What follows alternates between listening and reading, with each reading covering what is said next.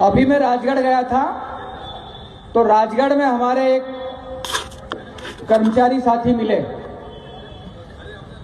वो अपनी सरनेम जो है वो अपनी कास्ट के हिसाब से लगाते हैं। तो मैंने पूछा उनको, मैंने कहा यार बहुत सारे लोग जो है अपने कास्ट के को सरनेम के रूप में नहीं लगाते हैं, आपने अपने नाम के आगे भील क्यों लिखा हुआ है?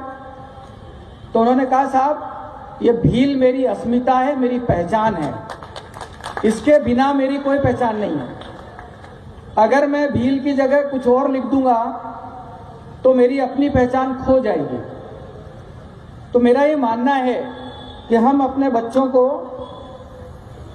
बड़ी बड़ी स्कूलों में पढ़ा रहे हैं, बड़े बड़े कॉलेजों में पढ़ा रहे हैं, और वो अपने साथियों के साथ अपनी जाति और अपनी बिरादरी को साझा करने से डरता है।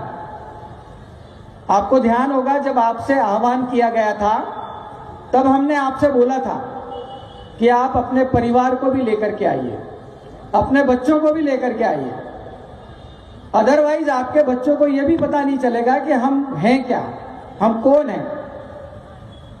जिस तरीके से कुछ लोग ये प्रचारित कर रहे हैं कि जिस परिवार में एक बार आरक्षण का लाभ मिल गया उसके परिवार को दोबारा आरक्षण का लाभ नहीं मिलना चाहिए। भाई क्यों मिलना चाहिए? मैं आईएएस ऑफिसर बन गया, मेरा बेटा पढ़ रहा है, आप कह रहे हो कि उसको आरक्षण की जरूरत नहीं क्योंकि वो आर्थिक रूप से सक्षम हो गया। मैं मानता हूं कि वो एक आईएएस का बेटा है, आर्थिक रूप से सक्षम हो गया, मगर मैं तब तक ये बात नहीं मानूंगा कि एक परिवार में एक व्यक्ति को आरक्षण मिलना चाहिए जब तक कि मेरे बेटे को कोई ब्राह्मण अपनी बेटी दान नहीं कर दे या उससे उसका संबंध नहीं बना दे। केवल आर्थिक आधार की अगर बात है तो